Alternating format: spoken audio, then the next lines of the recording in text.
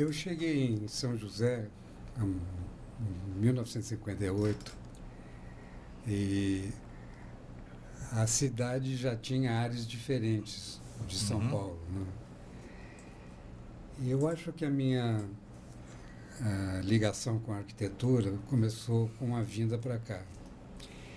Eu, um dia depois de ter chegado aqui, eu fui ao CTA e fiquei Lugar maravilhado maravilhoso. com o que tinha visto, né? Sim. Com o que eu vi. Eu nunca tinha visto nada igual em termos de moradia, de organização, de como uma cidade pode ser organizada. E, a partir disso, isso me despertou. E, por coincidência, eu morava na mesma rua de um dos arquitetos que tinha trabalhado com o Oscar Niemeyer no projeto do CTA, que foram os pioneiros aqui de arquitetura moderna. Sim. Em São José dos Campos, que foi o arquiteto Rosendo Santos Mourão e o arquiteto Luiz Erasmo de Moreira.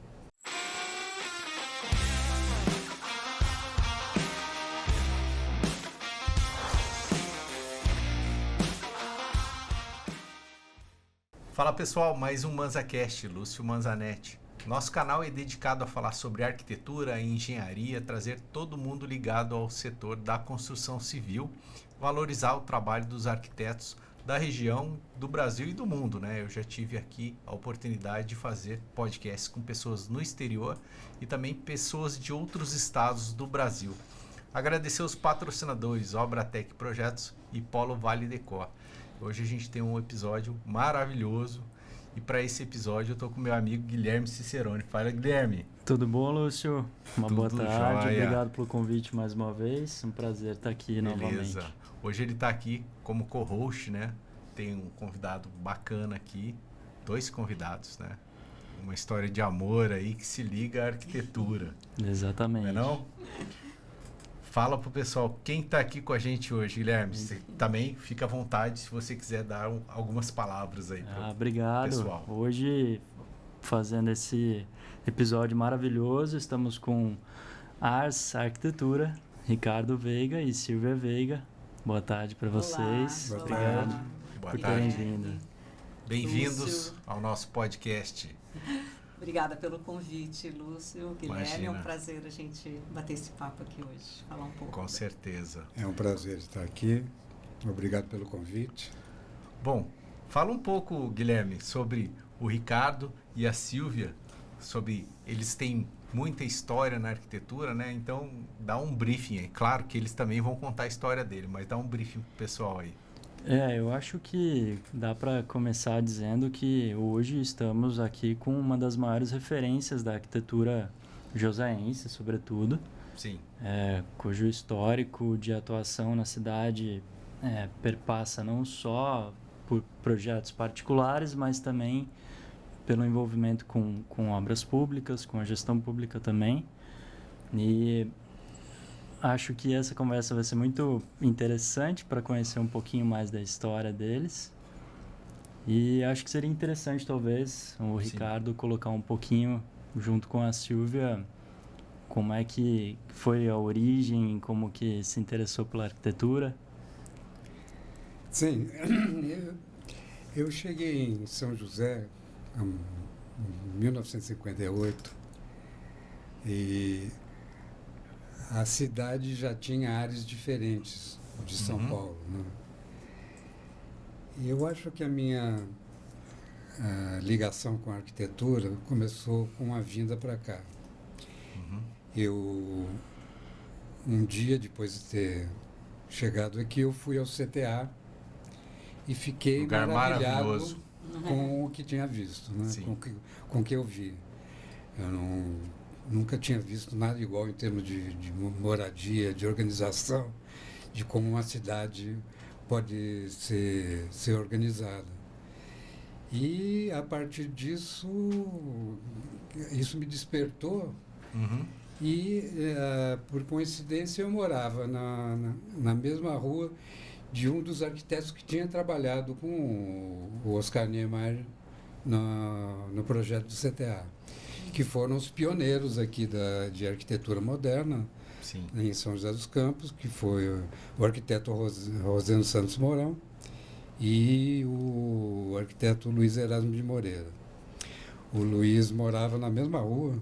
Eles eram daqui ou vieram Não, eles vieram especialmente do Rio de Janeiro, especialmente para implantar o projeto da COCTA, né, do CTA. O COCTA é o clube, né? Muito legal a também. Comissão de Organização do Centro Tecnológico de Aeronáutica. Uhum. Então, eu entrei em contato com ele, pedi para trabalhar, gostava muito de desenho também. Uhum. E depois das aulas eu ia para lá, para o escritório dele, e comecei a desenhar. Com Luiz Erasmo e com Rosendo Mourão. O Rosendo a princípio, depois, muito pouco tempo, mas depois o meu trabalho maior, o meu contato maior foi com o Luiz Erasmo de Moreira. Uhum. E o Luiz Erasmo de Moreira, ele tinha um escritório na casa dele, e junto do escritório ele tinha toda a biblioteca de arquitetura. Sim. Então, quando eu não estava fazendo as plantas, os desenhos, eu tinha à disposição toda aquela biblioteca maravilhosa que eu ficava a tarde inteira lendo. Aqui em São José mesmo. Aqui em São José, ali na rua Fernão Dias, né? Ele morava ali. Certo. Eu não conheço onde é a Fernão Dias. A Fernão Dias ela é ali no Esplanada, no Jardim Nova América. Certo. Eu acho que ainda existe essa casa hoje. Essa casa existe até hoje, é uma casa que você andando pela rua, você para em frente a ela e fala, olha, essa casa é diferente das outras.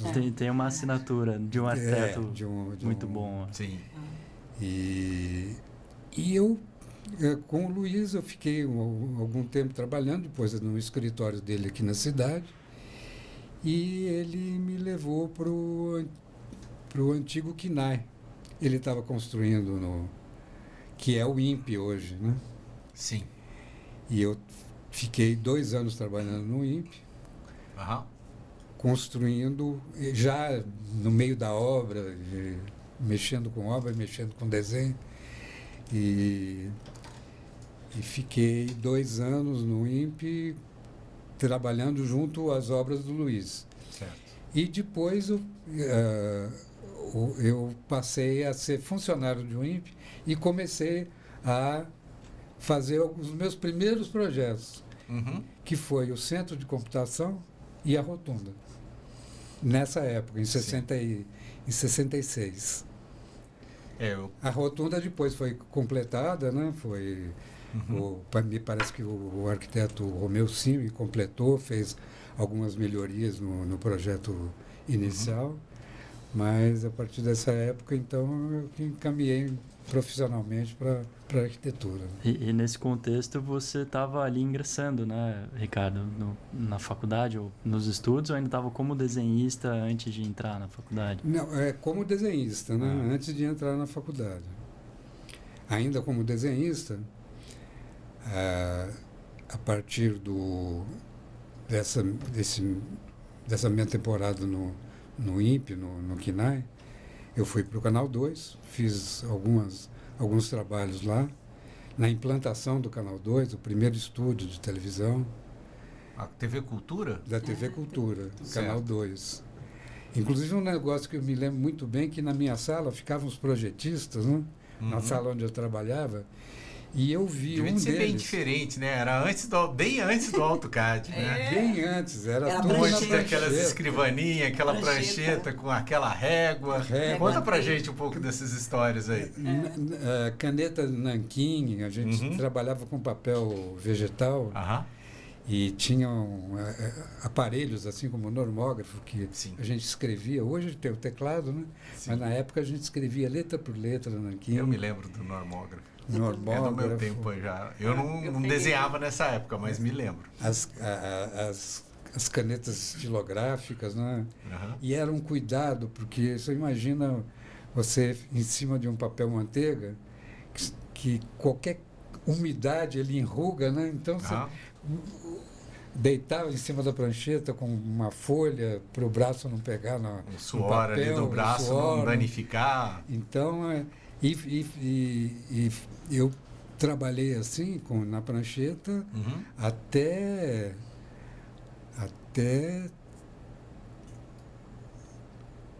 os anos 80.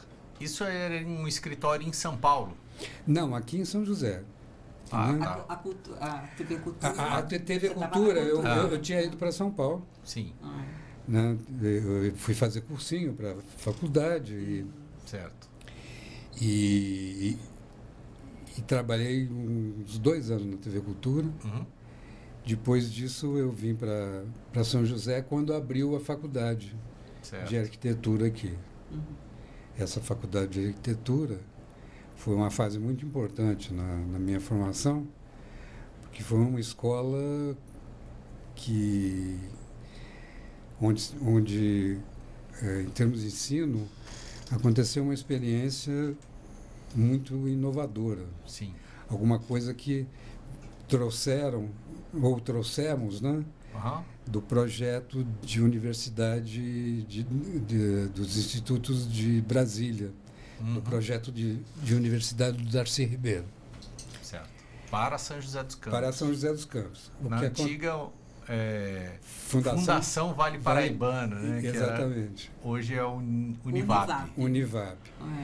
O que acontecia naquela época... Então foi na criação da turma. Sim, você foi a primeira turma. Da primeira turma? Da primeira turma. Lembrando Legal. que a gente está falando da Faculdade de Arquitetura e Urbanismo Eumano Ferreira Veloso, que aqui era mais conhecida como FAUJOCA. FAUJOCA. E por que Faculdade de Arquitetura de São José, né? Sim. FAUJOCA. Era um apelido carinhoso para um curso que estava ali se formando. Sim.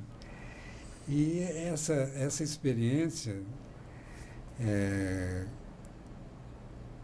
foi trazida para São José por um grupo de arquitetos que foram praticamente banidos da Universidade de São Paulo. Na época, isso em 1970, no governo Médici. Nós tínhamos o Artigas, que estava tinha sido banido da Faculdade de Arquitetura que ele tinha criado. E que ele tinha criado. Lembrando que a gente estava aqui num contexto de ditadura militar. De ditadura militar, no governo Médici. Eles estavam sendo banidos por isso, né? Isso, politicamente. Todos foram dispensados, né, da FAO. E esse grupo que veio para São José, Paulo Bastos, o Ricardo Ottaki, o Zigbert Zanettini, formavam... Grandes nomes. Olha, formavam um corpo docente do mais alto nível. Em São José. E com uma proposta de ensino completamente inovadora. Uma visão holística do ensino de arquitetura, onde você, se tem uma ideia, nós tínhamos dentro da escola que nesse ponto não era nem uma faculdade de arquitetura, nós estávamos formando um instituto de projeto de comunicação, que era baseado na ideia do Darcy Ribeiro, em Brasília, do Instituto de Artes, né? Onde a faculdade de arquitetura estava na área de humanas, não estava na área de exatas. Então você tinha, junto no curso de arquitetura, uma carga muito grande de ciências sociais, de sociologia, de economia política. Então você tinha a formação de um arquiteto diferente do que as outras escolas hoje em dia é formado. Tinha um olhar humano também. A partir do fechamento da escola houve um retrocesso muito grande em termos de ensino de arquitetura. Eu acho que dá até para tecer um paralelo com a minha experiência nesse sentido, porque a minha turma de graduação foi a última turma do currículo que eu cursava na universidade. Depois dela, o currículo foi alterado para uma configuração muito próxima dessa ideia mais holística de um contexto, analisando mais as características da cidade do que puramente de um edifício, né? E é super interessante saber que naquela época, em pleno contexto como esse... Em 1970, né? A gente tem uma experiência... Com o que estava acontecendo no país, sim, a gente consegue implantar uma escola desse tipo. Pra você ter uma ideia, quando você eu fiz o vestibular aqui, aí vim de São Paulo para cá justamente por causa disso, né? Para entrar fazer o vestibular para essa escola. E você entra no primeiro ano da escola esperando fazer aquelas matérias tradicionais de cálculo integral, diferencial, resistência dos materiais. E o corpo docente reúne, fala, olha, nós vamos fazer um audiovisual sobre a cidade de São José dos Campos. Vai ser o trabalho do primeiro semestre. Então, está aqui, disponibilizamos para vocês um laboratório fotográfico, um laboratório de som e um ateliê onde a gente vai discutir esses... Nós dividimos a turma toda em equipes, né? Em 10 equipes, Sim. E cada equipe vai fazer o roteiro e vai fazer um projeto de um audiovisual sobre a cidade.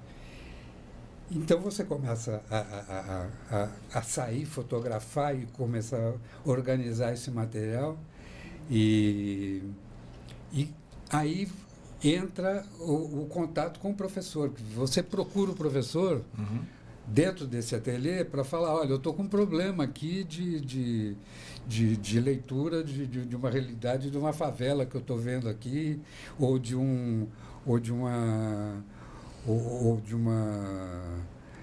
do centro comercial ou da área de abastecimento da cidade. Cada turma escolhe um tema, né? Não com uma visão, né? Sim. E aí você entra realmente na cidade. E entra realmente na escola, porque aí a escola te fascina, te pega, né? A gente entrava na escola às 9 horas da manhã, saía às 10 da noite. Legal. Fora a fila para o laboratório, né? Mas era uma coisa realmente... E fora da escola também, nas repúblicas, né? Passa a ser uma vivência muito próxima, né? Dessa discussão sobre a cidade. Era uma turma grande, essa primeira Eram turma? 100 alunos a primeira bastante turma. gente, né? Era bastante gente. E isso reflete fora de São José também. Sim. A FAO da USP... grandes nomes aqui, né? Imagino que a FAO, grandes arquitetos foram formados. A FAO na USP em plena decadência, né? Porque... Sim. Só entrou lá e destruiu, né? Foi a fase mais triste. E você começa a receber aluno de Santos, do Rio de Janeiro. O pessoal da FAO, quando tinha a apresentação dos trabalhos, vinha para São José. Vinha assistir aqui. Você viu? Então foi uma experiência realmente em termos rica, da né? minha formação de arquiteto e da turma que se formou junto comigo, bastante enriquecedora.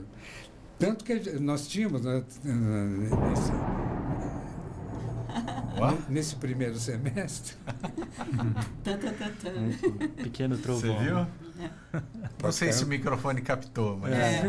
Teve um trovão aqui trovão. agora, gente. Mas, com relação a isso, né? Nós tínhamos aulas de música, aulas de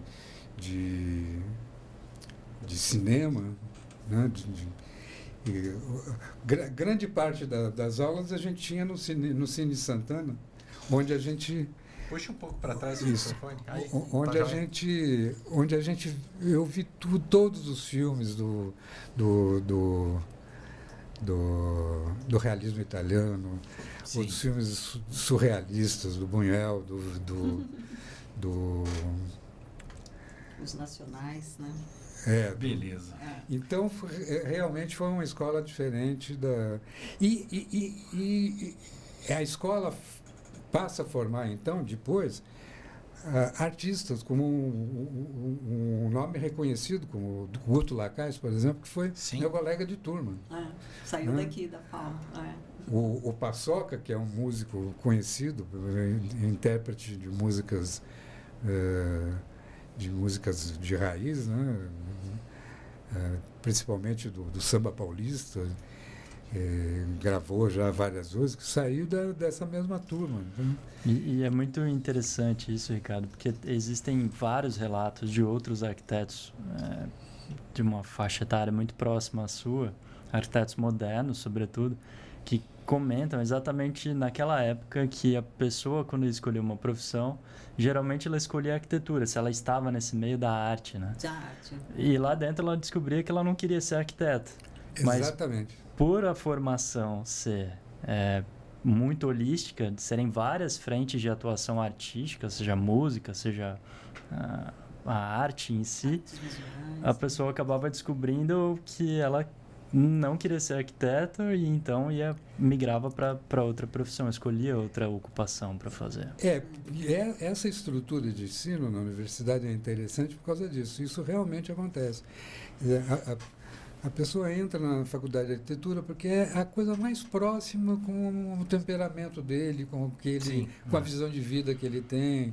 Acaba naturalmente, né, sendo conduzido para aquela profissão. Pra arte, né? Quem Isso. gosta de desenhar, pintar, né? Com certeza. E a estrutura desse IPC era isso. Você tinha um curso básico, onde você tinha contato, né, com cinema, com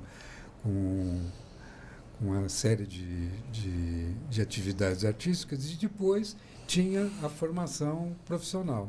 Aí tinha a escola de arquitetura, escola de música, escola de... Isso se a ideia tivesse continuado, né? Depois foi interrompida. Naquele contexto ali de plena ditadura militar, Sim. existia, obviamente, uma luz acesa para esse tipo de formação que, na verdade, não tinha nada a ver com o contexto político, e sim com... Sim, não havia... Tanto que nós nunca sofremos nenhum tipo de repressão, mesmo porque deixávamos claro que o nosso problema era a estrutura de ensino e o ensino de arquitetura, né? E essa escola, quanto tempo que ela ficou? Quantas turmas se formaram?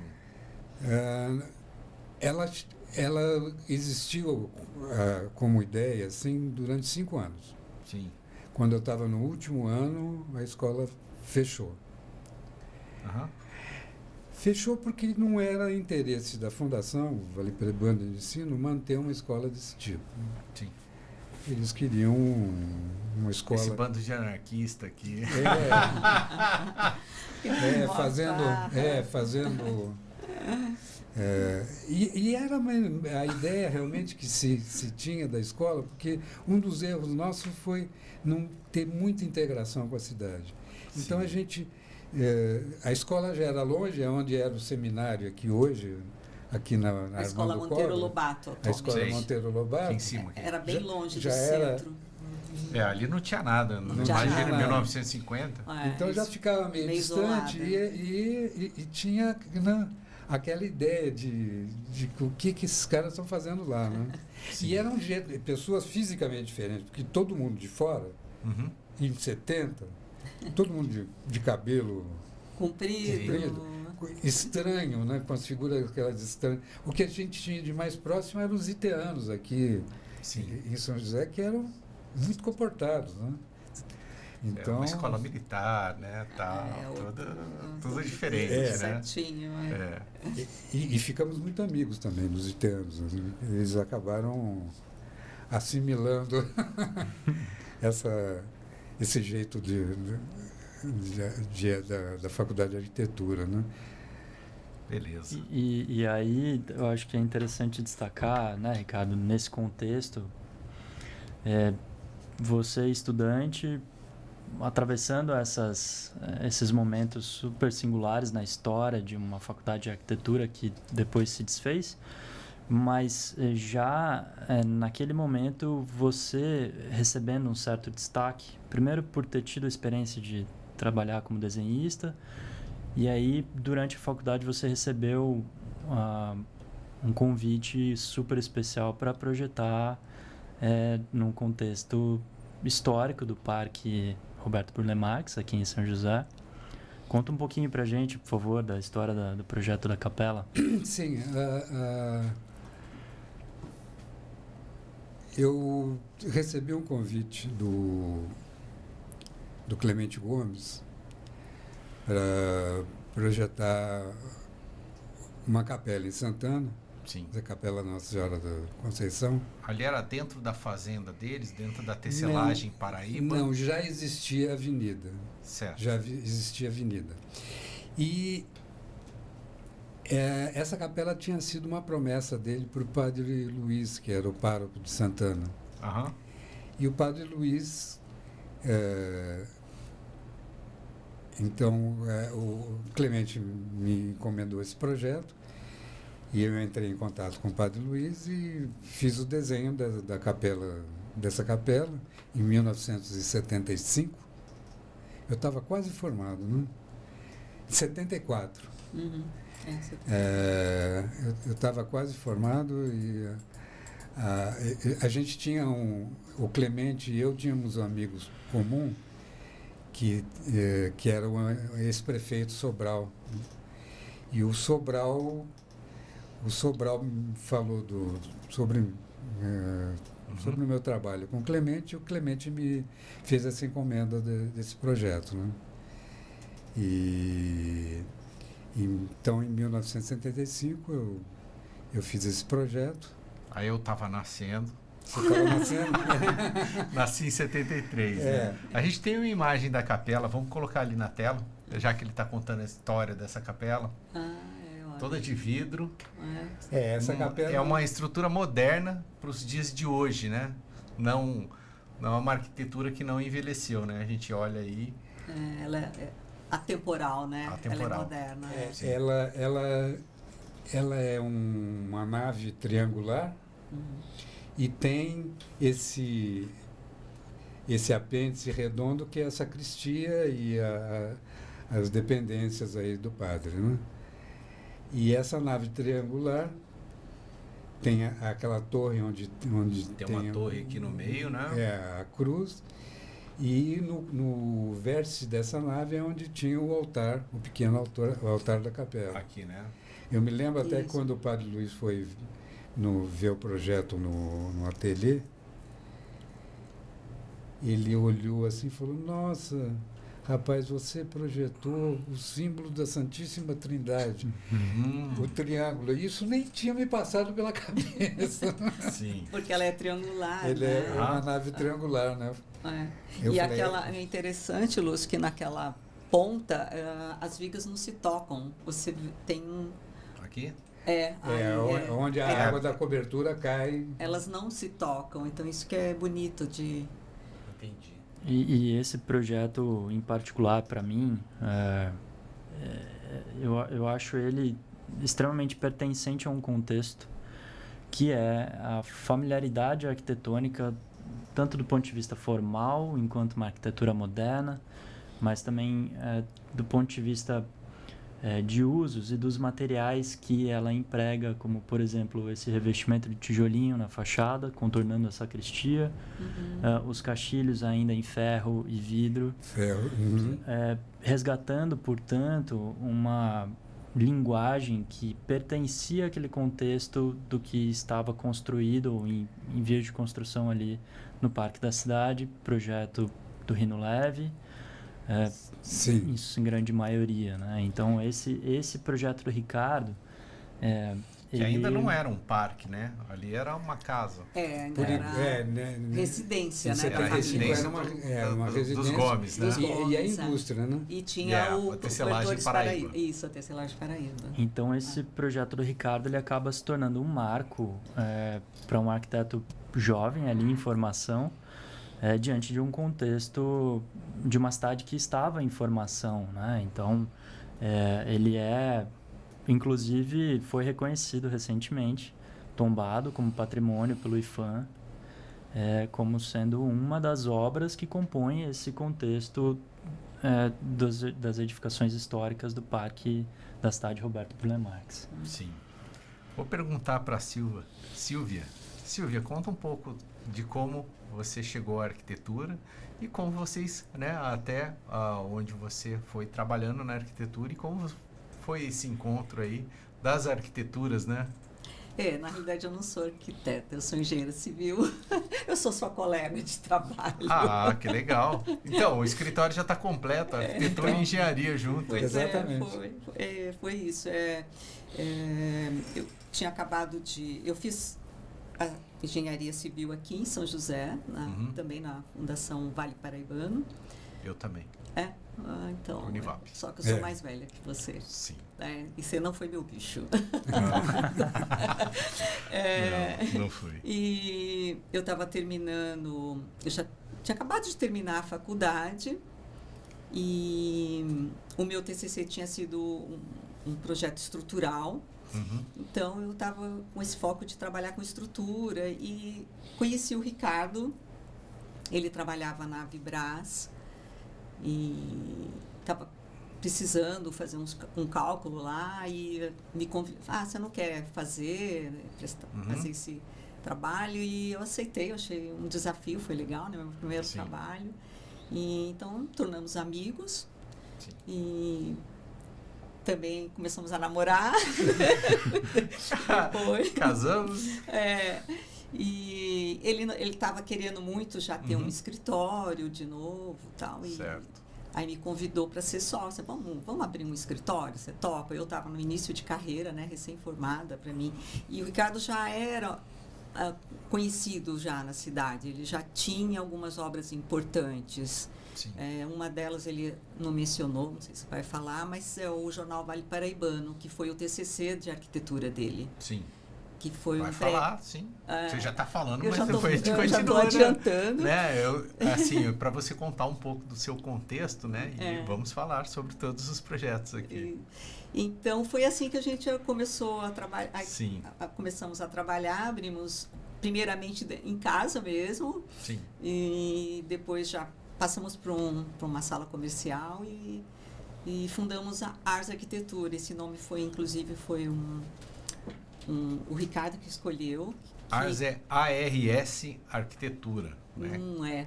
Não? Ars é uma palavra só, é uma palavra em latim que significa arte. Ah, entendi. Mas todo mundo acha que é arquitetura Ricardo e Silvia, para o meu desespero. Não, eu falei ARS para o pessoal entender, né? Porque é uma palavra difícil. Acabou ficando as ARS. siglas. Ficou porque ARS. Ficou ARS. Ars. Eu entendi que é uma palavra, mas eu falei né? Mas acabou ficando ARS porque ligava para o escritório e falava, de onde fala? Arquitetura Ricardo e Silvia. Porque eu não tinha pensado nisso. Não, então, é difícil, né? É difícil. ARS. Aí a pessoa, tá certo. Eu me encantei mais pelo significado. Eu achei tão legal. Eu não pensei no som, né? Sabe? Eu era jovem, tinha 24 anos. Então, assim, é bonito, arte, arquitetura. Nossa, eu gostei. Então, legal. E eu acho que é interessante ainda fazer uma colocação sobre isso, que ars, em latim, retomando o conceito de arte, quando o Ricardo e a Silvia se juntaram, Lúcio, eles estavam juntando arquitetura e engenharia. E, para mim, a arquitetura e a engenharia juntos resultam em arte. Então, acho extremamente propício que o nome tenha sido esse como escolha. É uma boa colocação, Guilherme. Não tinha pensado Verdade, nisso. Né? Se você for pensar em Niemeyer, né, que tem muito concreto armado, a arquitetura maravilhosa, mas a engenharia que vem junto ali também é pesada, né? E ela... Olha eu puxando o saco dos engenheiros. Tem que puxar a sardinha E a gente pro meu põe lado. de pé o que eles desenham, né? Com certeza, tem que parar em pé, né? Então isso foi muito assim, interessante e desafiador para mim, porque aí... Legal. Eu pude fazer algumas obras também. Então foi assim que surgiu o escritório. Agora eu vou fazer uma pergunta mais técnica, tá? Você foi trabalhar com a parte estrutural? Trabalha com essa parte estrutural ainda? Ainda não mais. Aí quando eu comecei, eu fiz os primeiros cálculos do escritório, mas eu me envolvi muito com a parte gerencial do escritório, com o gerenciamento de elétrica, de hidráulica, de visita à obra. Então não dava tempo. Compatibilização. E eu gostava também. O que eu ia perguntar é o seguinte: hoje em dia a gente tem softwares, né, maravilhosos. Né? Tanto de arquitetura quanto de engenharia, de cálculo e tal. Sim. Tudo. Naquele tempo devia de ser na Não, unha ali, na né? unha e era papelzinho Rapaz, manteiga também para desenhar as régua de ferragens. cálculo, aquela tabela, nossa. Era assim Cavalete. mesmo, porque o computador, o primeiro computador nosso a gente comprou em 1990. E o escritório a gente abriu em 86, 87. Uhum. Mas assim, mesmo naquela época não tinha ainda os softwares de cálculo Não tinha. e eles não tinha essa Não, era modernidade, né? tabelinha, Você era calculava tabelinha. uma viga ali. Eu me lembro do meu pai fazendo, né? Eu era criança, ele uma viga, eu pegava uma marvão ali e tal, tudo e pá. Isso. Você já foi direto pro computador, Lúcio? Eu já fui direto, já outro tempo já. Foi direto. Beleza. E aí, vocês... Vamos voltar aqui agora um pouco na história. Sim. Tem o projeto do Vale Paraibano, né? Um grande projeto também. Pois é, porque ele terminou, né, a faculdade. Estava terminando a faculdade, né? Foi quando Foi um trabalho de graduação, você falou, né?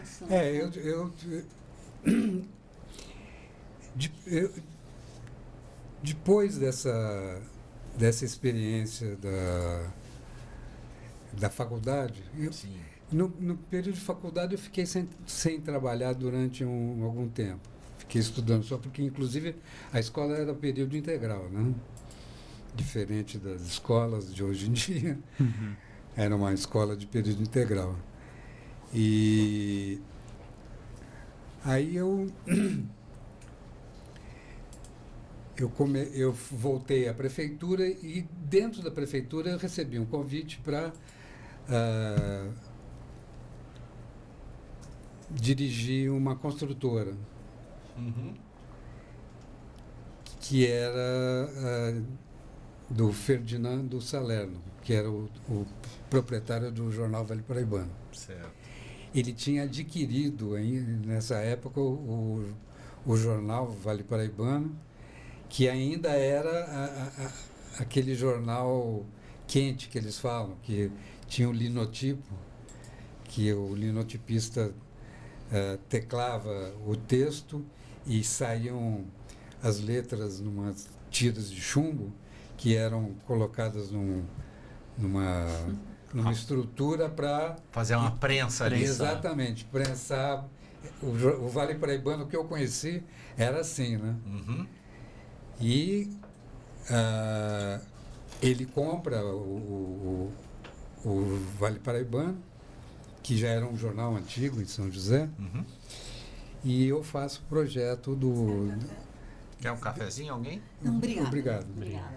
Eu faço o projeto desse jornal já com o equipamento moderno, né, de fotocomposição. Sim.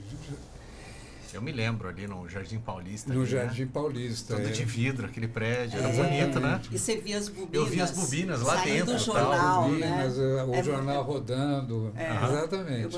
Eu me fascinava, porque eu nem conhecia ele. Mas eu estive lá algumas vezes, do lado de fora, assim, tinha uma área coberta, assim, com um jardim e tal. Tudo era muito bonito lá. O jornal era muito bonito. Foi eu acho que foi a minha maturidade como arquiteto surgiu a partir desse jornal, né?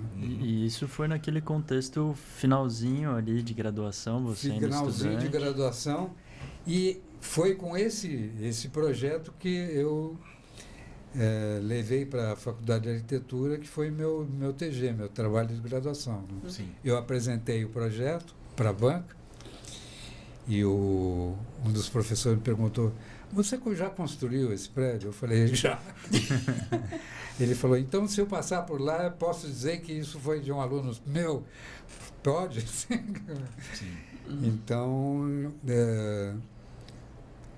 aí foi inclusive o último projeto que eu fiz nessa fase pré-diplomado, né? E esse projeto do Vale Paraibano, com o projeto da Capela, são, acho que as duas referências projetuais do Ricardo, ainda enquanto estudante, que já revelavam ali logo de cara a responsabilidade com que ele encarava a profissão e o interesse com que ele tinha e obviamente a aptidão, né, para se colocar como sendo um arquiteto que veio a ser reconhecido já naquela fase, mas também depois com os outros projetos que fez, né?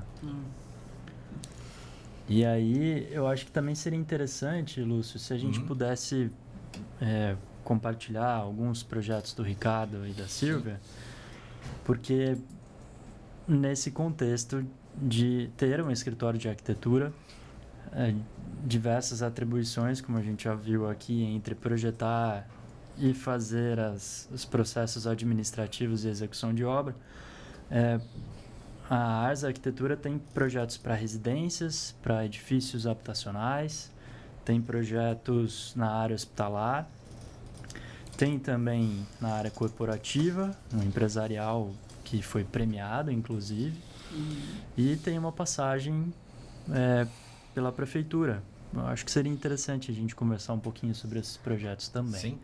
Vamos mostrar ali aqui a gente estava comentando, né? A capela. Sim. Vamos passar para o próximo aqui. Do Vale Paraibano, infelizmente eu não tenho nenhuma imagem. Existe um caos contando, né, Ricardo, que o fotógrafo que tinha esses registros... Porque o Vale Paraibano foi muito fotografado, né? Sim. Mas teve um fotógrafo que foi despedido e o laboratório fotográfico ficava dentro do prédio do jornal. E ele pegou os negativos todos, jogou no chão do laboratório e pôs fogo. Você imagina o perigo que aquilo na hora um jornal, se alastrou, e por sorte conseguiram dominar o fogo e o rapaz, né? Mas não tem nenhuma foto. Não teve mais nenhum registro, e eu também não tive o cuidado de voltar lá para fazer um levantamento fotográfico, e se perdeu, né? Ou seja, o fotógrafo fez um estrago suficientemente grande. Né? Grande. Porque não temos registros disso. Hoje é um supermercado no local ali. Hoje demoliram, né? Demoliram não, desmontaram porque era uma estrutura pré-fabricada. Pré-moldado. E fizeram um supermercado, um atacadão, alguma coisa do gênero. Sim. Vamos voltar aqui.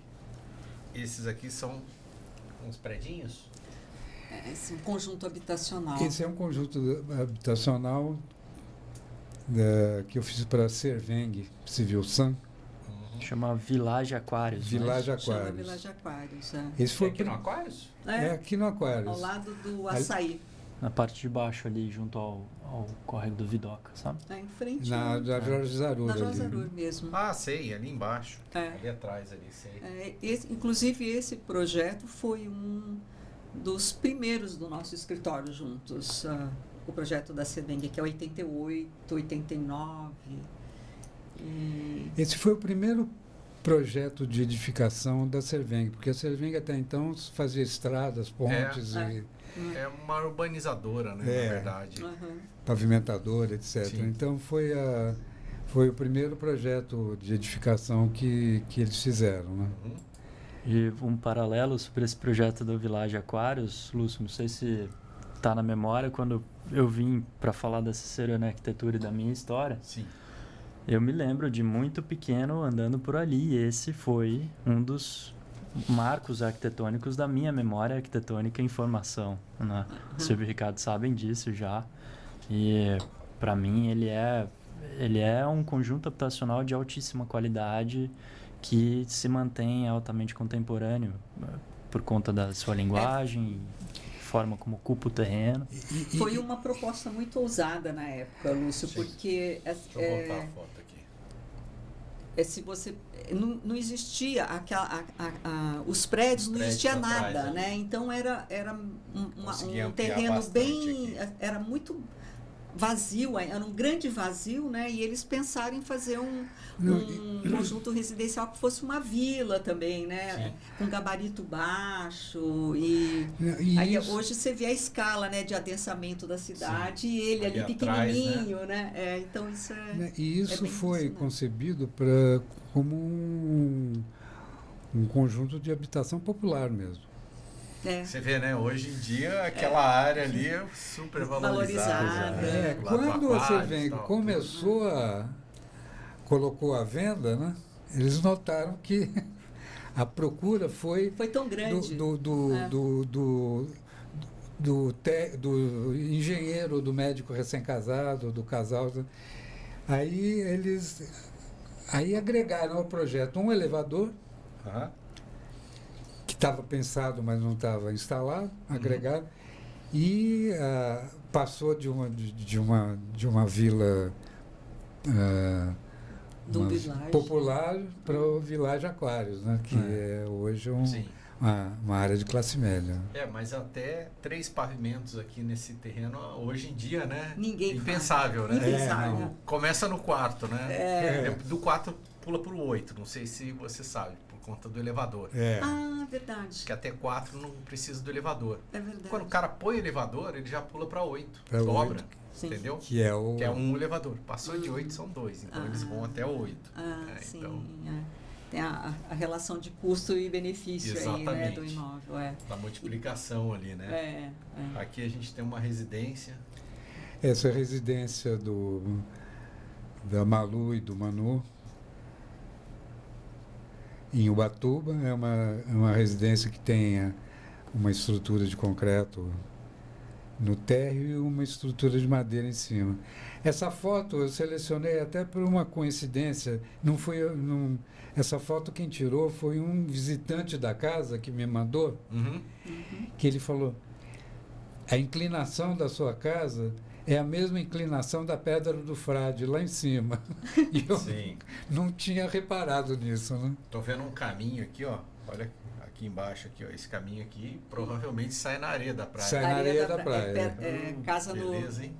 Pé na areia. Pé na areia. E essa casa, eu acho que ela marca uma característica muito forte da arquitetura do Ricardo da Silva, que é justamente a linguagem do concreto com a madeira, dos telhados em uma água só, muitas vezes, dos grandes vãos, vigas que fazem balanços consideráveis e poucos apoios e uma transparência muito intrínseca ao projeto do Ricardo, no sentido de integrar interna e externamente os espaços, né?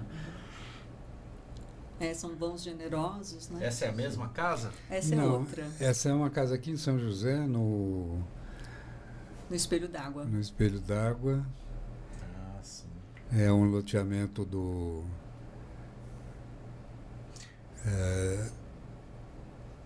que tem o paisagismo do escritório Burle Marx, do Harua. Olha. É muito lindo. E a portaria do Otaki. Do Otaki. Nossa. E o jardim é bem bonito esse nem sabia loteamento. Que tinha tanta coisa assim. Sim. O loteamento é maravilhoso. As calçadas todas em mosaico. Pedra portuguesa. Mosaico de pedra portuguesa. O calçamento é de granito cor-de-rosa. Todas as ruas. Nossa Senhora. E os jardins, né, do Haru, que é o herdeiro do Burle Marx, acompanham a lateral das vias o tempo todo, né? Tanto que para você construir a casa, entre a rua e a casa tem sempre um pedaço de jardim do Haru, né? Será que está bem cuidado? A gente podia um dia fazer uma visita lá e filmar, Está bem cuidado. É muito bem cuidado. E é curioso porque é um condomínio que, apesar de já ter algum tempo, ele tem poucas obras construídas. Poucas obras. É um contexto de uma paisagem maravilhosa, inclusive uma das fotos dessa residência, um registro muito especial, olhando da sala e a paisagem no fundo se moldura na janela. Sim. Enquanto parte do projeto também. Então, é uma visita que vale a pena, com certeza. Eu nunca fui. Eu estou me convidando para ir, inclusive. Vamos lá. É uma visita bem Faz um voo legal. De drone lá também para filmar, né, de cima. Sim. E essa casa... Volta na residência aí.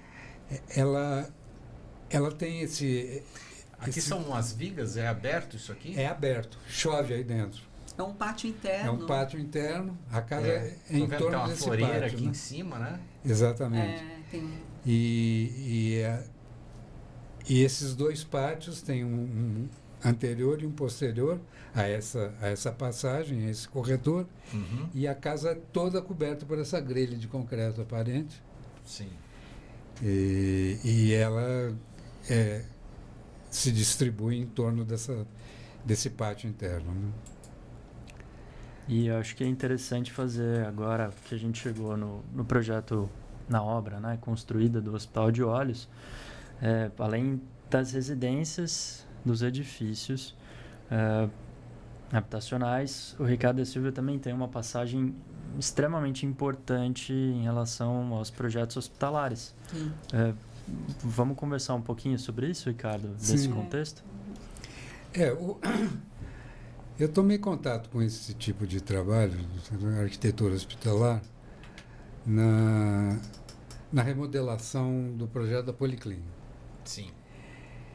Eu fui contratado pela Policlínica para remodelar um projeto na 9 de julho ali. Na 9 de julho, que já tinha sido iniciado, e eu comecei o trabalho em cima de uma estrutura de concreto que já estava edificada. Então, a partir dessa estrutura, nós fomos remodelando o projeto, readequando uma série de coisas. Sim. Montamos uma equipe com um engenheiro calculista, uma assessoria de organização hospitalar e eu como arquiteto. Certo. E foi minha escola de arquitetura. Sim. Aprendeu tudo ali, na né? prática. Tudo, né? Na prática. Dentro da obra, Aprende né? fazendo. Tinha uma enfermeira. Assim que é o de verdade. Assim que Exatamente. aí que é a grande escola, né, do arquiteto tinha e do engenheiro também. Uma enfermeira que fazia essa parte de organização hospitalar, Dona Ondina, me lembro do nome dela até hoje, muito severa, inclusive, com relação a essa questão de fluxo, de asepsia, de organização de centro cirúrgico e tal. E foi muito bom, porque quanto mais ela exigia da gente, mais a gente tinha que elaborar o projeto dentro daquela estrutura que já existia, né? Então, a partir dessa experiência da Policlin, é que eu comecei, então, E nessa experiência da Policlin, eu fiquei conhecendo muitos médicos também. A partir daí, eu fui convidado também para fazer o projeto da nova Santa Casa, que na época não foi esse projeto que foi edificado lá, mas foi um outro projeto que também me colocou em contato com toda a classe médica de São José. Aí eu passei naturalmente, naturalmente foi o arquiteto arquiteto clientes, que fazia né? hospital, que fazia laboratório, que fazia clínica. Beleza. Aí fiz esse projeto, né? O Hospital dos Olhos. O Hospital dos Olhos. Esse foi o último, né? Esse é mais moderno, né? Esse é o mais recente. Na Avenida Nova. Isso. Já num bairro novo, Sim. né? Porque o primeiro hospitalar, assim, foi... Começou na Policlin. Começou, e teve a primeira fase da Vivale. Sim. Foi nossa também, foi projeto nosso. Do Hospital Vivale. Do Hospital Vivale. Por isso que ele é tão bonito, né? A arquitetura ali e tal. Aquilo foi ainda a nossa parte. A fachada ali. Porque depois foi vendido e ampliou demais. Hoje ele... Enorme, o hospital é gigante. Hoje é um hospital gigante, mas aquela primeira fase a gente fez... que era um hospital que na verdade chamava gastroclínica, Isso. né? Me lembro. Gastroclínica. Que era um hospital de dois médicos. 2 especialistas em gastrologia. E hoje é um hospital geral, né? Sim. É um dos hospitais de referência da cidade, aliás. Né? Hoje em dia, sim. Né? E esse a gente fez a obra também, então... A gente passava o dia na obra. Foi uma experiência bem desafiadora, porque a gente só fazia casa. Sim. E não era o foco do escritório construção. E mesmo no início, né, nessa primeira fase, ele já não era pequeno, assim, né? Não, já 2 era mil metros. Era grande, já. Era Começou já- grande. 5 mil metros, né? Na 5 primeira mil, etapa. é verdade. A área construída. Tinha 5 mil metros, quer dizer, um Então, hospital. passamos 2 era um anos. hospital de 40 leitos, né? Não é. 40 leitos é o tamanho da Policlin. Uhum. Não, me lembro. A Policlin não enorme. tem muito mais que isso. Eu gostei bastante. E assim, eu achava até, quando passava na frente ali, eu falava, nossa, uma clínica desse tamanho. Porque era gastroclínica, era É, futura gastroclínica, gastroclínica. Mas a ideia já era de um hospital especializado nessa área, né? E Silvia? teve o GAC, desculpa. Não, eu ia fazer uma pergunta que é em relação à complexidade de projetos, se tratando de arquitetura hospitalar e também se tratando de execução de uma obra como essa, desse tamanho. O escritório de vocês, o tamanho, quantas pessoas trabalharam? Nessa época, nós tínhamos nós dois e mais chegou mais até três projetistas. 3 projetistas, porque na realidade a gente fazia o acompanhamento técnico do projeto. Sim. A obra, os proprietários montaram uma estrutura, contrataram o pessoal, Uma empresa e a gente gerenciava isso, essa Entendi. empresa e o projeto, né? E a execução do projeto. Então foi assim foi um ápice do Montamos escritório. uma administração da obra, né? Sim. Também, né? Olha, vamos contratar um comprador, Fizeram vamos direitinho, contratar então, né? Então Fizemos a gente direitinho. Como tem que ser. O proprietário, né? Ele foi Porque bem assertivo Foi nisso. muito Porque parceiro. se você põe uma empreiteira lá, É. tudo bem, a empreiteira vai fazer tal, tudo, né? Mas Sim. um acompanhamento o- para gerenciar tal, tudo. Muito dinheiro envolvido, uma obra muito grande, né? O Hospital de Olhos foi mais ou menos assim também. Nós fizemos o acompanhamento Foi o mesmo esquema diário, também. né, da obra. Porque quando você começa a trabalhar numa área nova da arquitetura, você tem chance de inventar muita coisa. Sim.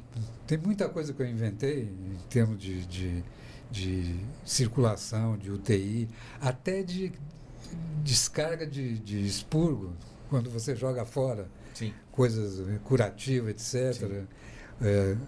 Ou limpeza de dejetos da UTI É que e tal. precisa ter um cuidado, né? Que é um material Exatamente. especial, tem uma coleta Sim, especial para cada coisa. Exatamente. Um controle O caminho da rigoroso. maca também tem que ter o Isso. tamanho. Para fazer a E curva. você Me lembro até de um case, acho que era lá no centro, que tinha um prédio lá que teve um problema, que a máquina não fazia fazer a a curva. curva. Acontece. Vocês já escutaram essa aí? Já escutei.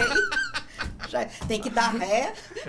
Ou que Tem não que fazer uma consegue subir a manobra ali, rampa, né? Sim. É. E acho que nesse sentido, a experiência do projeto do GAC, para retomar a colocação da Silvia aquela hora, é uma boa referência, né? Sim, o projeto do GAC, por exemplo. O projeto do GAC é um projeto especializado em oncopediatria. Do GAC de vocês? É. Nossa, eu tive lá outro dia e Sério? falei para minha esposa, É. Alexandra, olha a arquitetura. Eu não sabia que era de vocês. Eu falei, olha a arquitetura. Meu, é lindo, né? Muito concreto armado.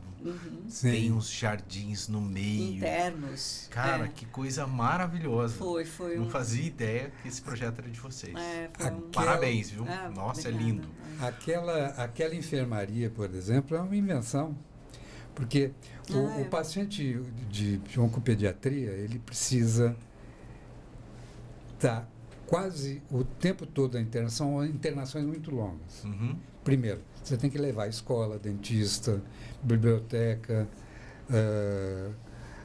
lazer para a criança, tudo para dentro do hospital. Você tem que ter uma enfermaria em que o posto de enfermagem olhe individualmente para cada leito de paciente. E você tem que ter, nesse quarto do paciente, uma acomodação para o acompanhamento. Normalmente é a mãe ou um Porque são parente. crianças, né? São crianças. Têm uma imunidade É muito baixa. Eu não conhecia, né? E eu fui lá com minha esposa num evento. Nossa, é muito chocante. Com as criancinhas, É tocante, todas E a mãe carecas, tem que... tal, tudo. Você fica bem impressionado, né? E a mãe tem que estar lá, mas às vezes ela não pode estar em contato. Então, você tem que ter uma separação entre a acomodação da mãe e a acomodação da criança. Sim. Você tem que ter banheiros separados para a criança e banheiros separados para acompanhante. Então, é uma estrutura toda diferente de um hospital. Por isso que elas têm aquelas enfermarias redondas. Sim. Onde você tem um centro de... o posto de enfermagem central e a circulação toda de maca e de médicos pelo centro e as visitas e a limpeza e a alimentação toda por fora. E aí um jardim para ficar agradável o lugar, né? Porque eles não saem de lá, né? Então criou-se um jardim também. Então é um projeto que foi muito gostoso de fazer com eles. E tem centro cirúrgico, tem UTI, tem toda... bem grande. E agora quantos metros tem? O GAC tem... Eu não lembro. O GAC deve ter uns... Agora completo deve ter uns 8 mil metros quadrados. É bem grande. Eu acho que também é importante salientar, já que falamos com interesse em relação à nossa cidade e aos arquitetos e engenheiros que são daqui, não ouso fazer uma comparação tão estrita, mas para mim o Ricardo Veiga é um arquiteto que se equipara ao João Figueiras Lima, o Lelé. Nossa, um arquiteto que atuou no Rio de Janeiro, em Brasília e também na Bahia, como maior expoente de um arquiteto preocupado com uma questão hospitalar, né? Em Brasília fez os hospitais Sara. Sim, Sara Kubitschek. Que, ouvindo esse discurso do Ricardo e da Silvia, trabalha numa certa familiaridade a forma de pensar a arquitetura, cada arquiteto inventando as suas próprias soluções para resolver um problema que é imposto por uma questão de saúde, né? Eu acho isso um marco histórico na nossa cidade, a gente ter um arquiteto ainda atuante que tenha uma projeção, a meu ver, nacional também. Por isso, acho importante destacar, né? Obrigada. Você foi muito generoso, porque o Lelé é um grande arquiteto, mas Sim.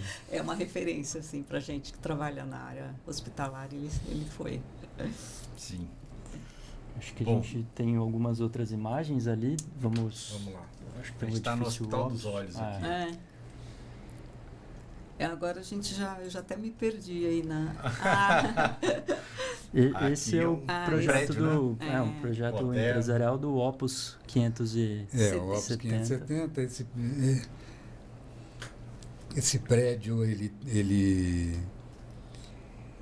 é um prédio dedicado a consultórios médicos. Ele foi pensado para ter consultório médico. Tanto que ele tem uma circulação de público e uma circulação dos médicos separados. O médico entra até a sala dele sem cruzar próprio ali, né? Com os pacientes. Com os pacientes. Com os clientes, né? E tem e esse bloco, né, dos consultórios começa no quarto andar, né? Nós temos esse vazio. Tem um vão muito grande ali embaixo, tem uma arquitetura solta a caixa, né? É uma caixa solta, assim. Bem diferenciado esse projeto. Essa estrutura, ela tem, essa caixa aqui em cima, ela tem 4 apoios, simplesmente. Sim. Foi todo com proteção ali. Todo com proteção. Então, essas lajes são lajes protendidas. E nós temos 2 apoios de um lado. Desse lado você tem essa caixa onde tem o elevador e a escada. E mais um apoio que é uma área comercial aqui, a portaria. Não, portaria é do outro lado, né?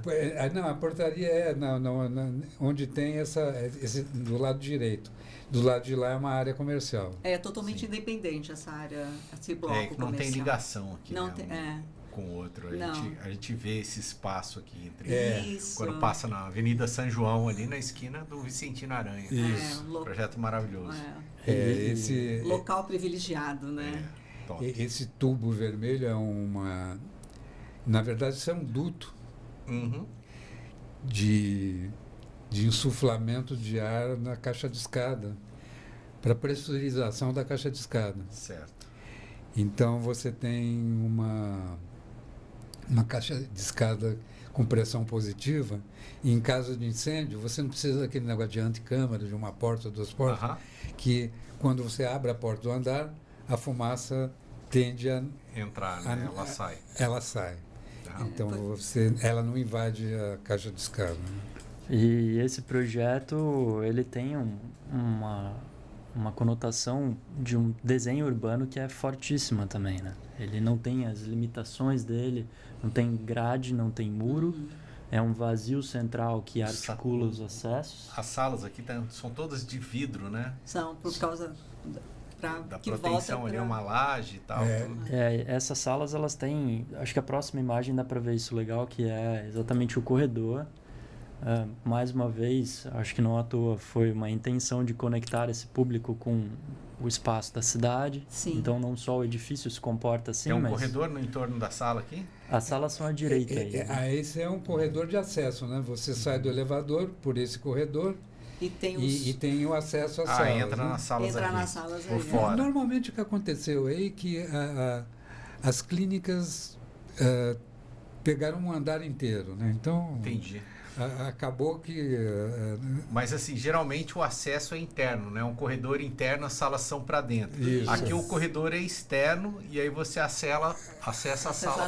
A sala dentro. Diferente, né? E esse externo é tão poético porque ele cria até essa conexão com o Parque Vicentino Aranha, né? Aqui, né? É o que a gente está vendo nessas Nós imagens. temos esses montantes metálicos redondos e os vidros presos através dessas spider, né? Que é esses aparelhinhos. E tem um fora e um dentro, formando uma espécie de veneziana que garante a ventilação externa, como se fosse um corredor externo mesmo. Sim. E esse projeto foi premiado, foi para a Bienal. Esse projeto foi para o salão da sétima Bienal de Arquitetura Internacional de São Paulo. Ele foi selecionado para o Salão dos Arquitetos, né? Foram 50 projetos em todos os arquitetos do mundo, no caso, né? Porque foi uma Bienal Internacional. E desses projetos, 50 foram selecionados e teve esse salão, essa mostra. Maravilha. E esse projeto foi um dos escolhidos para essa mostra. Parabéns. E eu acredito que agora, entrando nesses últimos projetos que a gente vai ver, se vocês puderem conversar um pouquinho sobre a fase da gestão pública, a atuação junto à secretaria, o diretor, né, como diretor de projetos especiais da Prefeitura de São José. Sim. E também depois esse que veio como uma proposta, né, de convite, enfim, acho que são marcos também na carreira do Ricardo. Sim, eu fui convidado pela então secretária de Planejamento, Eliana Pinheiro, para assumir a diretoria de projetos especiais, né, na primeira gestão do governo Cury. E fizemos vários projetos. O CEF lá no Parque da Cidade foi um dos projetos dessa época. Tem a foto aí. Temos, esse projeto que infelizmente não tivemos tempo de implementar, que era o projeto da Orla do Banhado. Sim. Que tinha o paisagismo todo da Orla, com a implantação de ciclovias, das paradas de ônibus fora da pista e respeitando a topografia. Tanto que você vê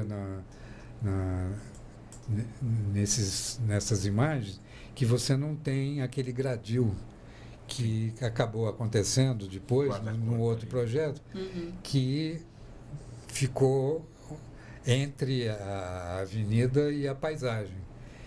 Então, é um obstáculo, né, eu achei muito ruim, né, aquele gradil nesse comprimento todo da orla, quando você poderia ter feito uma coisa assim, acomodando esses planos na encosta, e de modo que você nunca tivesse uma queda muito grande.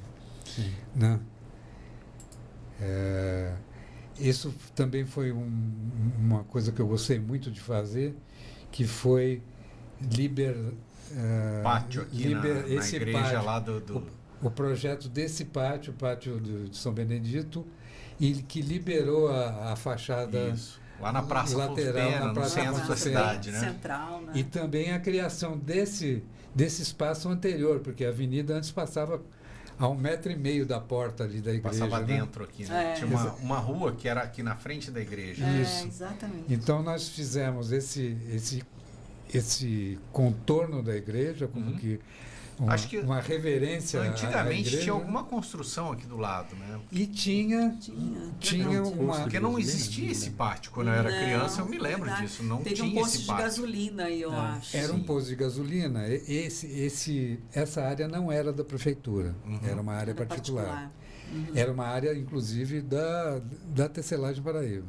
Sim. Era um projeto do remanescente do escritório Rino Leve, que era um posto de gasolina, e que, a um dado momento, eles venderam esse posto de gasolina para o proprietário, Diogo, que foi desapropriado, né? Nós desapropriamos, e ele ia construir a agência da Caixa Econômica aí.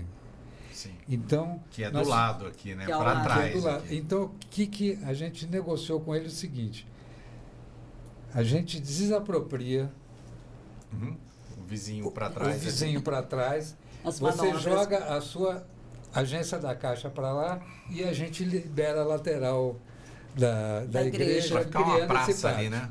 É, como se e fosse até uma pra- praça, né? Que é um pátio típico das igrejas beneditinas, né? Sim. Nas cidades é onde aconteciam as quermesses, As as festas reuniões, religiosas. onde né? saíam as procissões. Então, nós conseguimos, com esse proprietário, fazer com que ele aceitasse essa permuta, né? E conseguimos liberar essa... E houve também a resolução de um problema técnico e estrutural Da Da igreja. igreja, porque essa igreja, Me lembro. ela Ela é toda de barro, né? Ela Ela é toda pique, de taipa, né? taipa. Imagino que verdade. os carros que passavam na rua aqui deviam Carro, mexer na ônibus, estrutura. caminhão. Então começou a De uma Porque era uma avenida de trepidação, ônibus, né? Que lá Na na praça, né? Então onde tem começou a pontos aparecer lá. patologias, né? Que a gente começou a estudar isso e descobrimos, inclusive, algumas intervenções que muito felizes, porque teve uma intervenção anterior onde ele fez um apoio da taipa e colocou como se fossem dormentes, assim, embaixo desse apoio. O que ia amortizando esse impacto dessa trepidação da avenida para dentro da igreja. Talvez essa solução tenha preservado por mais tempo essa estrutura até a gente conseguir fazer essa modificação no sistema viário aí, né? Essa é uma obra bem marcante, né? Isso aqui é lá no parque, não é? Isso é lá no parque, isso era o projeto do escritório Rino Leve, era o galpão de produtos acabados, onde a gente instalou, na época também do governo Cury, o CEF. Esse projeto, aliás, foi para abrigar a parte museológica da cidade. que acabou por motivos aí Tem umas administrativos. Aqui. Essas escadas são as saídas de emergência, de incêndio. É o teatro aqui? Embaixo nós temos aqui? Um teatro aberto, e aqui né? na Uma frente, arena, né? Uma arena, um anfiteatro, né? Que está no nível de uma sala de um auditório que interno, certo, que fica dentro, embaixo da. E esse projeto depois ele adquiriu uma outra conformação e eu acho, vamos ver se agora com essa parceria público-privada do parque a gente consegue retomar a área museológica da cidade para esse pavilhão. Isso era um grande pavilhão onde se armazenava os produtos para distribuição da tecelagem. Da tecelagem ainda. Tanto de fazenda, tanto que era um galpão fábrica. Altíssimo, né? Então a gente criou um mezanino ali dentro. Certo. E com áreas de exposição, com áreas de salas de arquivo público, com tratamento de climatização. No fim, ainda não funciona para esse tipo de atividade, mas eu espero que agora a gente consiga implantar essa parte museológica lá. Então, se naquele período, enquanto estudante, você recebe o convite para fazer uma capela que fica exatamente em frente, né, esse espaço, alguns anos depois de formado e já ter atuado com escritório próprio, ter viajado para fora do país, volta, continua projetando, vai trabalhar junto à prefeitura e recebe uma encomenda como essa. É importante conectar os tempos de cada coisa acontecendo na sua carreira. Né? Acho que também teve ali uma atuação, resgatando um pouco a ideia do Opus, da retirada dos muros do Parque Vicente Aranha, também foi na... Foi na minha época, o prefeito, enfim, conseguiu desapropriar o Vicentino Aranha. Né? Que o Vicentino Aranha era da Santa Casa de São Paulo. Sim.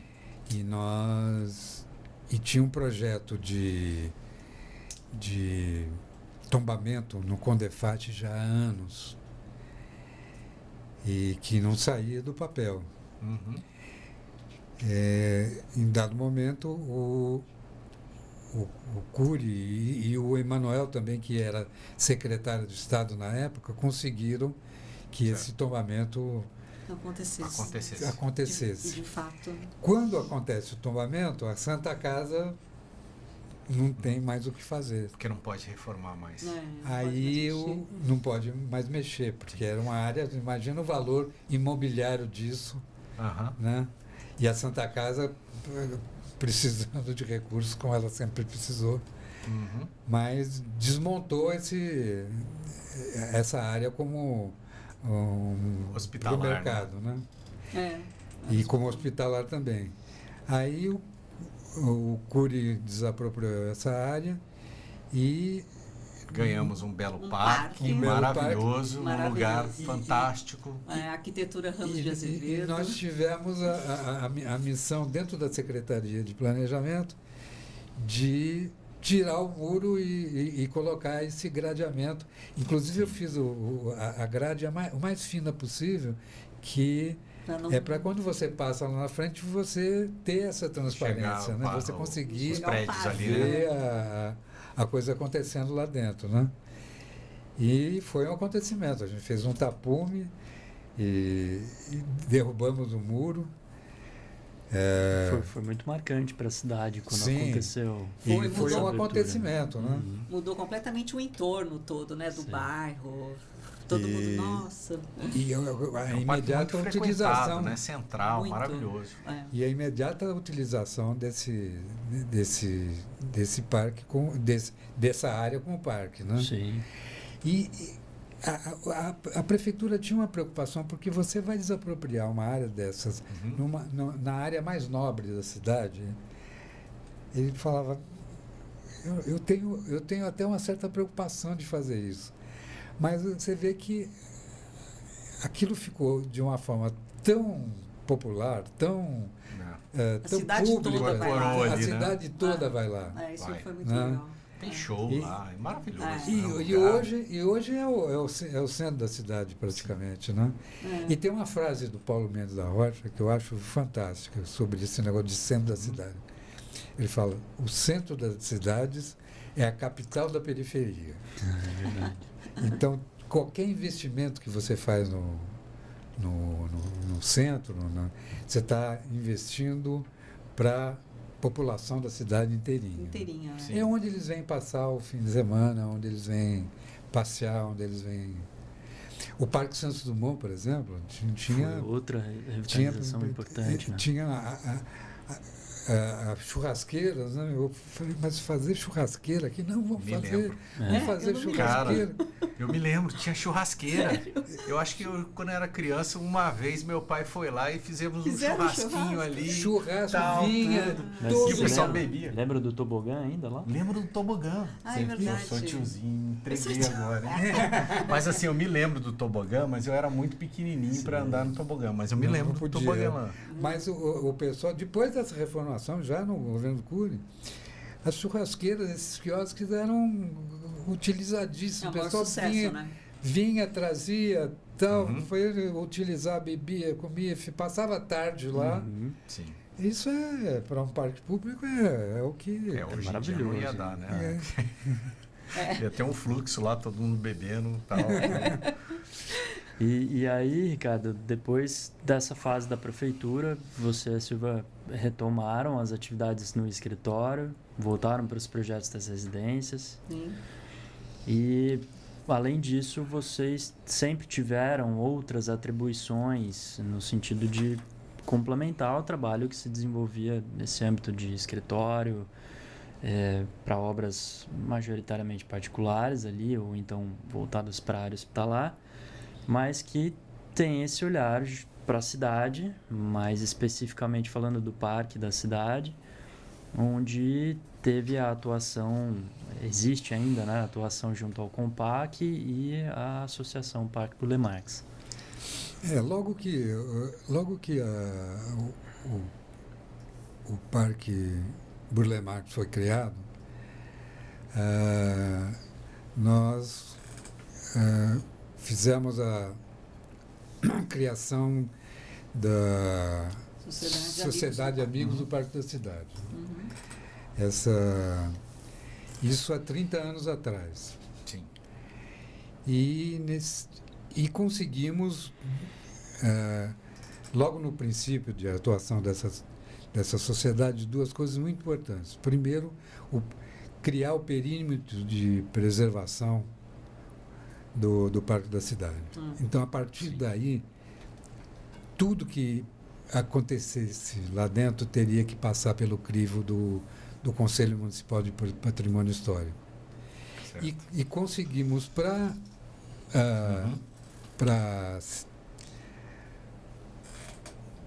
a cidade uma cadeira nesse conselho, né?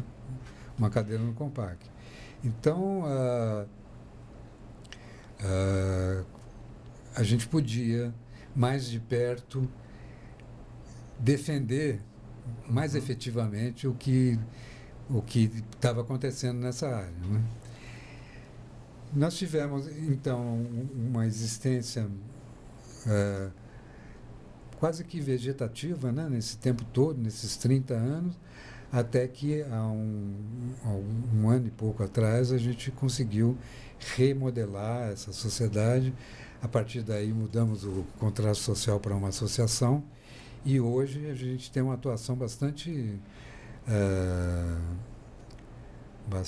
próxima, né, com relação a essa área do Parque da Cidade, que já vem, né, desde essa época da capela, das coisas que foram acontecendo, que foram me ligando lá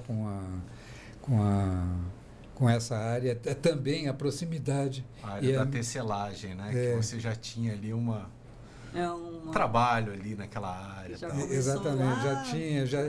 E também com a proximidade da família, né? Sim. Quando a família Família saiu... Gomes. Família Gomes. Certo. Quando a família Gomes saiu de lá e veio para a cidade, eu tive a sorte, né, de me tornar amigo deles e de ser o arquiteto, herdeiro dessa, pelo menos da Maria Lúcia e do Manuel, que estão também nessa luta de preservação com a gente desde então. Sim. E também é mais uma área particular que a cidade acabou ganhando, né? Então, quando eu era criança, só tinha o Parque Santos Dumont, né? Hoje em dia tem o Parque da Cidade, tem o Vicentina Aranha, né? Hoje a cidade também cria outros parques na periferia aí. Sim, tem e a cidade vai cada Ribeirão vez Vermelho. ficando melhor, né, para a população, né? Uma bela cidade, conhece, Cicerone? Sim, uma cidade Fantástico. recheada de obras importantes, historicamente fundamentais para que a gente preserve, né? E dentro do parque, então, nós temos essa atuação combinando agora com a possibilidade de a gente conseguir finalmente o restauro, né, do Jardim do Burle Marx, que é um dos jardins mais importantes do paisagista no Brasil. O restauro da residência do Olivo Gomes, do projeto do Rino Leve. Projeto do Rino. E que também é um conjunto de obras das mais importantes na história do arquiteto, né? Que é um dos 3 arquitetos modernos mais importantes do Brasil, né?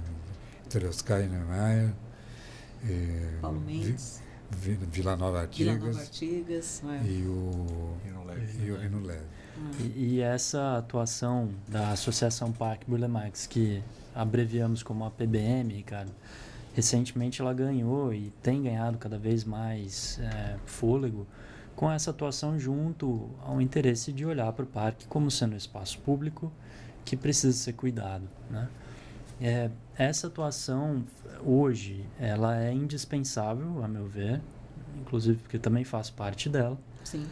E frequentemente reforçamos a ideia da nossa presença em discussões em tudo aquilo que tange esse assunto do parque.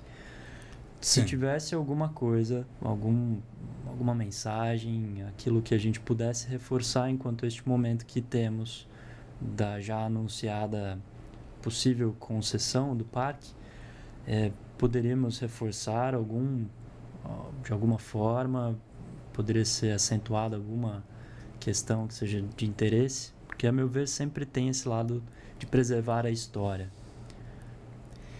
Sim, eu particularmente vejo com bons olhos essa parceria. Ao mesmo tempo que nós temos que cuidar muito dos termos de que serão feitos esses trabalhos, essas concessões, para que a gente preserve a pureza com que foram projetados aqueles jardins, os monumentos arquitetônicos e até os espaços, né? Sim. Os espaços que existem e que nos dão uma perspectiva de contemplar o que existe, né? Os vazios que não devem ser ocupados lá. Então, ao meu ver, a gente já tem um parque que está pronto, né? Uhum. E nós temos áreas brutas, mais do lado do córrego Lava-Pés, que pode servir de áreas de lazer esportivo, a utilização do rio como como espaço de lazer também. A integração da Vila Maria, da Sebastião Gualberto, da estação de trem, como acesso ao Parque da Cidade. Isso seria bom, né? Porque tem que dar Mais uma volta para entrar no então, parque. Eu acho tão estranho aquilo. Porque ele é muito grande, né? Então, ter outras entradas, isso vai ficar... exatamente. E isso está contemplado no que a gente está vendo como intenções de ocupação, né? Mas sempre, eu digo novamente, né? Sem se afastar dos princípios que nortearam os primeiros proprietários, o Olivo, o Clemente, a família Gomes, e depois o paisagista, o Burle Marx, e o arquiteto, o Rino Leve. Né? Não deixar que as coisas que venham a acontecer sejam mais importantes do que e transforme o que a gente tem de importante mesmo no parque em coadjuvantes desse conjunto, né? Sim. É super importante ter essa colocação, porque obviamente um arquiteto que trabalhou costurando essa história, conectando o passado com o presente e ainda atua, e está à frente desse discurso do que a gente hoje trabalha dentro da associação, é de fundamental importância que seja ouvido, é de fundamental importância que se faça presente mesmo. Porque o que mais a gente quer é exatamente isso, que a história, por mais que sejam edificações antigas, que elas se tornem presentes e utilizadas por todos. Sim. Que o parque permaneça com a sua função eminentemente pública, mas que sim, que atraia, que invista, que cresça e que possa sempre trazer cada vez mais pessoas, né? Eu assim, acho que vai ser importante a sociedade civil acompanhar agora, sabe? Sim. Esse processo da concessão. E, inclusive, a associação, ela já fez até um pedido, a gente pediu que haja um conselho gestor para acompanhar isso desde agora. E com participação da sociedade civil e de outros participantes também. Então, acho que é importante a gente olhar para o parque, porque nós somos os maiores interessados em manter do jeito que ele é, porque é como o Ricardo falou, ele já está pronto.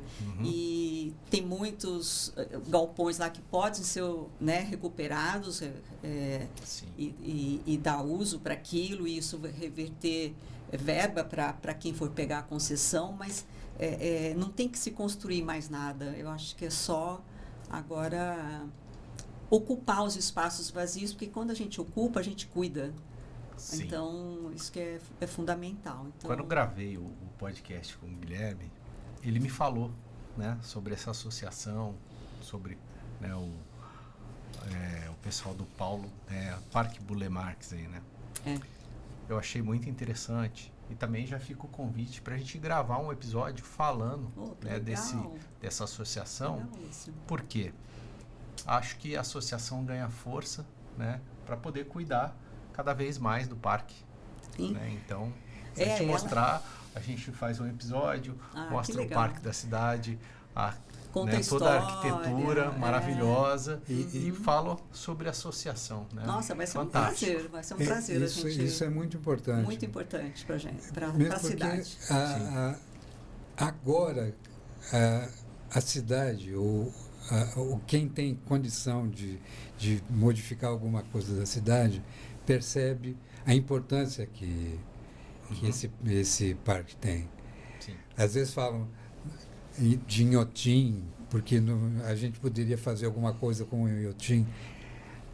O Parque Burle Marx, com o acervo que ele tem de jardins e de trabalhos de arquitetos e paisagistas, transcende muito a importância de Inhotim. Inhotim é um museu a céu aberto, é um lugar muito bonito e tal, mas em termos de história e de cultura, sobre paisagismo, sobre história do paisagismo e da arquitetura brasileira, o nosso parque aqui tem uma importância muito maior que Inhotim. História da cidade também, História né? da cidade. Da cidade também. Um dos homens que trabalhou junto com o Burle Marx nesse projeto é o José Tabacou, né? O José Tabacou achava muito engraçado quando a gente comparava o Parque da Cidade com o Inhotim. Ele falou, nossa, isso aqui é muito maior que o Inhotim, né? E é um homem que está aí, acompanhando a nossa vivência com relação ao parque. E que seria muito interessante também se a gente pudesse trazer e fazer uma conversa com ele. O professor José Tabacou. Sim. Já fica o convite, então, pode convidar e ele vai se sentir convidado, Opa, né? ele está lá na Bahia, mas a gente dá um beleza. jeito. A gente pode fazer online.